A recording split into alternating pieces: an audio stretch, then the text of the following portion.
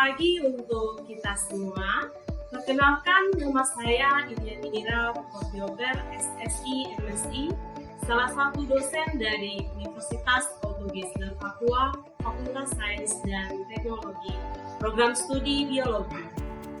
Video ini saya buat sebagai salah satu persyaratan sertifikasi dosen tahun 2024 tentang penyataran diri dosen dalam unjuk kerja Tridharma Perguruan Tinggi atau PDD KTPT, khususnya di bidang pengajaran. Pada kesempatan ini, saya akan menjelaskan salah satu mata kuliah yang saya ampu, yaitu mata kuliah Mikrobiologi Dasar. Mata kuliah Mikrobiologi Dasar merupakan salah satu mata kuliah wajib atau utama yang wajib diikuti oleh mahasiswa program studi biologi di Fakultas Sains dan Teknologi Universitas Portugis dan Papua pada semester kedua dengan bobot SKS sebesar 3 SKS, di mana 2 SKS merupakan teori dan 1 SKS berupa praktikum. Mata kuliah Mikrobiologi Dasar membahas tentang teori dan sejarah perkembangan mikrobiologi, mikroorganisme prokariot, diantaranya bakteri dan archaebacteria, penjelasan mengenai virus, perbandingan actinomycetes dan fungi, kebutuhan nutrien pada mikroorganisme, pertumbuhan, identifikasi dan pengenalian mikroorganisme, peranan mikroorganisme dalam siklus mikrogen, genetika mikroba, sistematika mikroba, metabolisme, transformasi nutrien, dan energi. Mata kuliah ini disajikan melalui metode ceramah, diskusi, praktikum, dan penugasan dalam bentuk laporan praktikum, makalah, ataupun presentasi. Adapun capaian pembelajaran mata kuliah Mikrobiologi Dasar, yaitu mahasiswa diharapkan mampu memahami sejarah perkembangan mikrobiologi, mampu menjelaskan komponen mikrobiologi atau mikroorganisme, mampu mengaplikasikan teori isolasi mikroorganisme dalam praktik mikrobiologi, mampu menganalisis hasil praktik isolasi mikroorganisme dalam suatu laporan akhir. Untuk mencapai CPNK tersebut, maka dibagi menjadi 16 kali pertemuan, termasuk dengan ujian tengah semester dan ujian akhir semester. Beberapa referensi pustaka yang saya gunakan dalam mata kuliah Mikrobiologi Dasar, diantaranya adalah buku Dasar-Dasar Mikrobiologi, Mikrobiologi Umum, Biology of Microorganism, Benji's Manual of Determinative Bacteriology, dan publikasi ilmiah diantaranya jurnal-jurnal pendukung. Dalam menjelaskan mata kuliah Mikrobiologi Dasar, saya menggunakan metode pembelajaran secara tatap muka dan online. Fasilitas dan media yang digunakan dalam mata kuliah ini yaitu diantaranya Google Meet dan WhatsApp Group serta Zoom. Mekanisme pembelajaran dalam mata kuliah ini yaitu menjelaskan materi yang akan disampaikan pada setiap pertemuan. Selanjutnya interaksi dengan mahasiswa, yaitu menjelaskan proses belajar mengajar selama pembelajaran berlangsung. Dan yang terakhir, saya menjelaskan bagaimana saya mengukur penilaian kinerja mahasiswa secara objektif di dalam kelas. Dalam melaksanakan perkuliahan Mikrobiologi Dasar, saya menggunakan metode ceramah, kemudian dilanjutkan dengan diskusi, tanya jawab, terkait materi yang telah disampaikan, dan juga memberi tugas maupun studi kasus kepada mahasiswa untuk mengetahui pemahaman mahasiswa terhadap materi yang telah disampaikan. Untuk pembobotan penilaian, saya memberikan presentasi untuk tugas sebesar 35%, UTS sebesar 20%, puas 20%, dan kuis 15%, serta kehadiran 10% dengan total pembobotan hasil evaluasi pembelajaran sebesar 100%. Demikian informasi yang dapat saya sampaikan. merupakan mata kuliah mikrobiologi dasar untuk mahasiswa program studi biologi Fakultas Sains dan Teknologi Universitas Otto Geisler Papua. Berikut merupakan video dari proses pembelajaran mata kuliah mikrobiologi dasar untuk materi kedua, yaitu tentang sejarah perkembangan mikrobiologi. Selamat menyaksikan. Demikian pemaparan materi PDD UKT-PT saya. Akhir kata, saya ucapkan terima kasih. Selamat menyaksikan video proses belajar-mengajar saya di kelas mikrobiologi dasar. Salam. Selamat pagi semua. Pagi, Ibu. Shalom. Shalom. Apa kabar semua? Baik. Adik-adik sekalian, hari ini selamat datang di dalam kelas materi mikrobiologi dasar. Hari ini tanggal berapa? 20. Oke. Nah, pertemuan seperti biasanya hari ini hari Kamis kita ketemu lagi dalam kelas mikrobiologi dasar. Dan ini materi lanjutan dari materi kemarin. Namun sebelum kita mulai dengan materi info hari ini, maka saya mau kita semua berdoa sebelum mulai dengan kegiatan belajar mengajar kita di itu dalam kesempatan ini. Saya persilakan Indonesia kita dalam doa. Silakan share. Hari ini kita berteman terus dalam doa.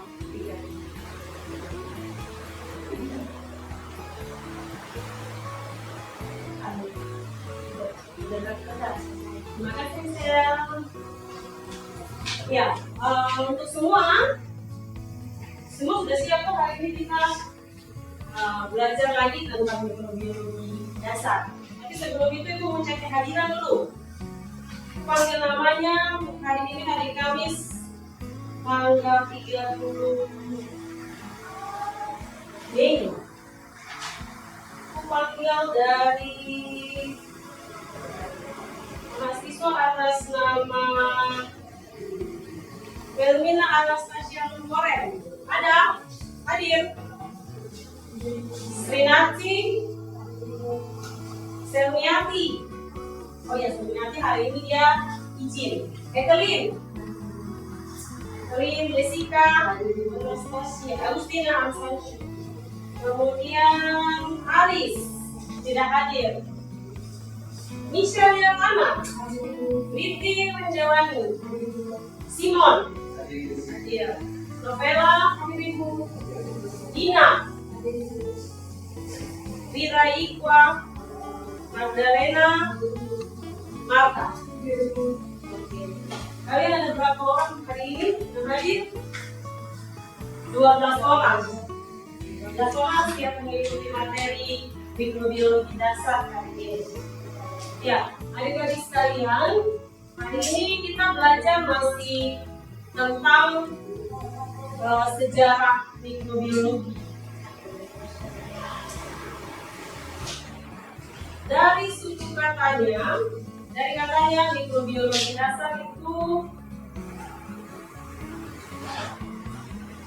definisinya adalah ilmu yang mempelajari tentang, boleh semua lihat di slide di depan, mempelajari tentang makhluk hidup yang kecil yang hanya bisa terlihat oleh mikroskop. Nah, dari katanya dia terbagi menjadi 3 suku kata. Yang pertama ada kata apa? Mikro, bios dan logos. Mikro sendiri artinya apa? Kemudian bios artinya apa? Hidup. Dan logos atau logi yang artinya adalah ilmu. Sehingga mikrobiologi dasar itu sendiri adalah ilmu yang mempelajari tentang makhluk hidup yang kecil dan hanya dapat dilihat oleh makhluk mikroskop. Mikro tersebut, makhluk hidup yang berukuran kecil tersebut. Nah, makhluk hidup yang berukuran kecil tersebut disebut dengan istilah apa? Mikroorganisme. mikroorganisme dalam ukurannya kecil, ya, organisme yang kecil. Nah, pada dasarnya makhluk hidup itu dia tergolong 3 makhluk hidup atau 3 makhluk hidup dalam ukuran besar, ya. Yang pertama ada apa? Tumbuhan, hewan, dan juga yang terakhir protista. Itu sistem klasifikasi atau penggolongan pada saat itu, pada zaman masih 3 klasifikasi, sistem 3 klasifikasi atau 3 kingdom, masih sistem 3 kingdom, ya, tumbuhan, hewan, dan protista. Nah, ruang lingkup daripada ilmu mikrobiologi itu sendiri ada beberapa cabang ilmu di dalamnya. Yang pertama ada apa? Boleh dibaca sama-sama. Bakteriologi, kemudian virologi, zoologi, biologi, bakteriologi, virologi, mikologi, parasitologi, dan juga imunologi. Sebenarnya masih banyak cabang ilmu yang lain, tapi yang ini adalah beberapa cabang ilmu yang masuk di dalam, secara garis besar, ya, yang masuk di dalam ruang lingkup mikrobiologi. Yang pertama itu bakteriologi, dia ilmu yang mempelajari khusus tentang bakteri, ya. Kemudian selanjutnya virologi. Virologi dia itu ilmu yang mempelajari khusus tentang virus. Selanjutnya ada cabang ilmu mikologi. Mikologi mempelajari tentang jamur. Parasitologi, parasit, dan imunologi itu tentang daya tahan tubuh. Nah, sejarah perkembangan daripada ilmu mikrobiologi itu sendiri dari tahun 1632, ini tercatat sejarahnya, ya, 1632 sampai 1723, ilmu mikrobiologi awalnya ditemukan atau diperkenalkan oleh seorang ilmuwan dengan nama siapa? Bisa dibaca di slide. Anthony van Leeuwenhoek. Anthony van Leeuwenhoek, dia itu ilmuwan yang pertama kali mengetahui akan keberadaan mikroorganisme, dan dia juga yang memperkenalkan mikroskop, alat bantu untuk melihat mikroorganisme tersebut. Berikutnya, dia juga yang langsung mempraktekkan memperkenalkan mikroskop dan mempraktekkan penggunaan mikroskop itu untuk melihat makhluk-makhluk hidup yang kecil. Mikroorganisme tersebut. Nah, ini ada beberapa contoh. Siapa yang tahu depan gambar apa? Mikroskop. Nah, sebelumnya kalian sudah pernah belum menggunakan alat ini atau melihat alat ini? Sudah pernah?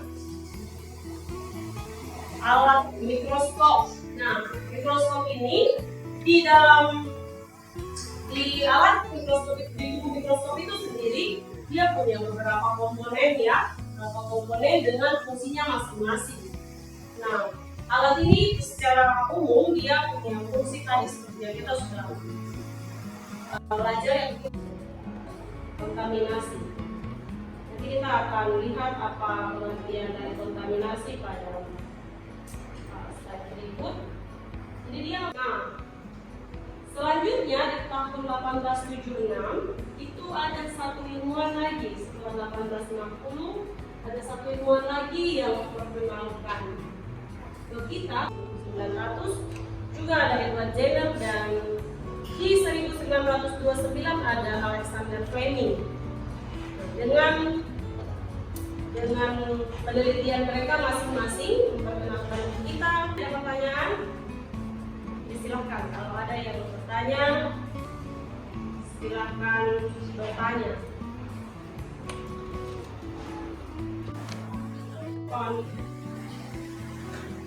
Ya, di depan di slide yang tampak di depan kelihatan alat mikroskop ya. Di tubuh mikroskop itu sendiri memiliki beberapa komponen. Komponen itu bagian-bagian daripada mikroskop itu yang memiliki fungsi masing-masing. Nah, secara umum mikroskop ini seperti sudah dijelaskan pada slide pertama tadi, penjelasan awal bahwa alat ini digunakan untuk membantu pengamat untuk melihat mikroorganisme ukuran kecil. Nah,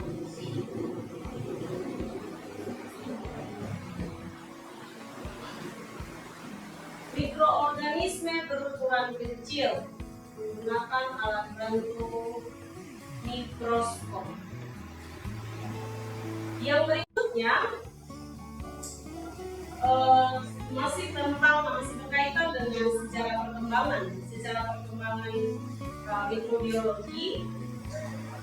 Di tahun 1860 ada ilmuwan yang berikut, yaitu siapa? Kelihatan nggak? Kelihatan di slide namanya. Ilmuwan Louis Pasteur. Dia adalah seorang ahli biokimia dan fisika yang berkebangsaan Prancis. Dia itu memperkenalkan ke kita salah satu mikroorganisme yang disebut dengan bakteri, kelompok bakteri. Dia sampaikan bahwa bakteri itu tidak muncul secara spontan atau secara langsung, tetapi munculnya bakteri atau hidupnya bakteri itu melalui proses ataupun tahapan yang namanya kontaminasi. Nanti kita akan lihat apa pengertian dari kontaminasi pada slide berikut. Jadi dia memperkenalkan ke kita salah satu kelompok mikroorganisme, yaitu bakteri yang muncul atau hidup tidak secara spontan tetapi melalui proses kontaminasi. Jadi kontaminasi dulu, baru bakteri ini dia hidup. Terus si Louis Pasteur dia memperkenalkan kelompok bakteri ke kita. Nah, selanjutnya di tahun 1876 itu ada satu ilmuwan lagi. Setelah 1860 ada satu ilmuwan lagi yang memperkenalkan ke kita tentang kebiakan penularan dari hewan percobaan. Itu dia mau kasih tahu ke kita bahwa awal mula dunia mikrobiologi atau munculnya mikroorganisme itu berdasarkan perkembangbiakan atau penularan melalui hewan percobaan. Ditemukanlah atau hadirlah atau hiduplah mikroorganisme tersebut. Si Robert Koch 1876, dia seorang ilmuwan berkebangsaan Jerman. Nah, disampaikan di situ bahwa mikroorganisme itu muncul dan menyebabkan beberapa penyakit seperti TBC, difteria, demam, tifoid, kolera, dan lain sebagainya. Dari adanya penyakit itu baru ditemukan keberadaan mikroorganisme. Seperti itu menurut si Robert Koch pada tahun 1876. Ini sudah beberapa versi. Dari awal ada si Leeuwenhoek, kemudian tahun 1860 ada Louis Pasteur, dan di 1876 ada Robert Koch. Versi masing-masing ya, memperkenalkan ke dunia, memperkenalkan ke kita bahwa pendapat mereka sesuai dengan mereka punya penelitian atau pengamatan pengamatan mengenai keberadaan mikroorganisme, munculnya mikroorganisme atau dunia mikrobiologi. Nah, demikian pula juga di tahun 1900 ada ditemukan beberapa jenis bakteri oleh beberapa ilmuwan di tahun 1749 sampai 1823 sebelum tahun 1900 juga ada Edward Jenner, dan di 1929 ada Alexander Fleming. Dengan penelitian mereka masing-masing memperkenalkan kita mikroorganisme itu sendiri hadir di dunia dengan berbagai cara atau berbagai metode yang dilakukan oleh ilmuwan ini masing-masing untuk mengenalkan dunia mikroorganisme itu kepada kita. Nah, berdasarkan morfologi, kelompok mikroorganisme yang pertama kita pelajari adalah bakteri. 3 bentuk umum daripada bakteri terlihat di slide di depan. Yang pertama ada apa? Basil, kemudian Coccus dan juga spiral. Yang basil itu sama dengan batang, bentuk batang. Nah, dari gambar ada Pak bentuk batang menurut kalian? Kemudian kalau yang Coccus itu bulat. Kalau yang bulat kelihatan di gambar ini di bawah menggunakan mikroskop ya. Dan yang berikutnya spiral. Kalau spiral itu yang ini ya. Bulat yang mana? Ini. Jadi basil, Coccus dan spiral itu adalah bentuk umum daripada bakteri. Basil sama dengan bentuk batang, Coccus bentuk bulat, dan spiral itu bentuk umum daripada bakteri. Sampai sini ada pertanyaan? Silakan, kalau ada yang bertanya silakan bertanya. Siapa kelas kelompok kanan saya atau kelompok kiri saya? Kelompok kanan satu pertanyaan atau terserah 5 pertanyaan. Kiri juga 10 pertanyaan. Silakan. Apa penjelasan itu terlalu cepat? Perlu diulang? Bisa dimengerti? Atau ada yang kurang dimengerti? Silakan kita diskusi dan belajar bersama ya. Silakan bertanya. Kalau ada yang belum jelas, silakan. Kakak Simon mungkin, Kakak Michelle, Dikte, silakan. Jessica, Sri, Cliff, dan ya silakan Jessica. Disuruh bertanya kenapa mikrobiologi sangat jadi dalam kehidupan sehari-hari. Iya. Terima kasih untuk pertanyaan daripada Jessica. Sebelum Ibu jawab, ada yang tahu kenapa dia penting kita pelajari? Padahal dia kecil-kecil saja toh, tidak kelihatan, tidak kelihatan secara langsung. Tapi kenapa dia penting dalam kita punya kehidupan sehari-hari? Itu pertanyaan di sini. Ada yang bisa kasih kita pendapat untuk menjawab pertanyaan dari Jessica sebelum Ibu menjelaskan? Silakan. Kakak Michelle, Kakak Britney, Kakak Novela, silakan.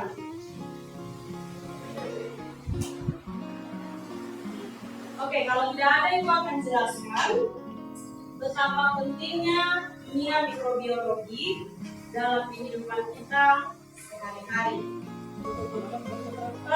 Di mikrobiologi itu sendiri, dia punya yang namanya keunggulan dan juga kelemahan. Keunggulan dan kelemahan mikroorganisme dalam kita punya kehidupan sehari-hari. Memang materi kita belum sampai ke keuntungan atau keunggulan dan kelemahan. Hanya terima kasih untuk menjelaskan dari pertanyaan daripada Jessica. Jessica penasaran ini, kenapa kita mempelajari itu? Nah, untuk keunggulan daripada mikroorganisme sendiri itu langsung kasih contoh yang real, yang nyata ya. Keunggulannya itu beberapa kelompok mikroorganisme itu, contohnya bakteri, karena kita baru berkenalan dengan bakteri. Bakteri itu tidak semua dia merugikan atau tidak semua dia tidak menguntungkan bagi kehidupan manusia. Ya, ada bakteri yang menguntungkan sesuai dengan sifat daripada bakteri tersebut, ciri daripada bakteri tersebut. Yang pertama ibu kasih contoh untuk menguntungkan. Menguntungkan itu bakteri punya salah satu fungsi dalam salah satu aplikasi atau penerapan daripada mikrobiologi, yaitu dia dalam dunia mikrobiologi pangan atau industri. Pangan dan industri, bakteri digunakan salah satunya untuk pembuatan fermentasi susu bayi. Nah itu keuntungan daripada bakteri yang baik. Sehingga pentingnya kita memperkenalkan, kita belajar tentang mikroorganisme supaya kita tahu bahwa walaupun mereka tidak kelihatan secara kasat mata, tidak langsung kelihatan, tetapi memiliki fungsi yang sangat, mereka punya fungsi yang sangat besar. Contohnya bakteri tadi. Selain di dunia industri pangan, ada juga di dunia farmasi. Nah, beberapa bakteri yang baik itu dibuat untuk bahan dasar antibiotik atau antibiotik yang kita konsumsi kalau kita sakit atau minum kalau kita sakit, itu dunia farmasi. Nah, itu keuntungan atau keunggulan daripada mikroorganisme walaupun tidak kelihatan. Nah, secara umum kalau dia yang makan atau kalau makannya dia, banyak kita ketahui bahwa kalau kita sakit, itu semua pergi periksa darah. Kita pergi periksa darah. Pasti itu beberapa di antara penyakit yang kita derita itu disebabkan oleh bakteri. Contoh, diare.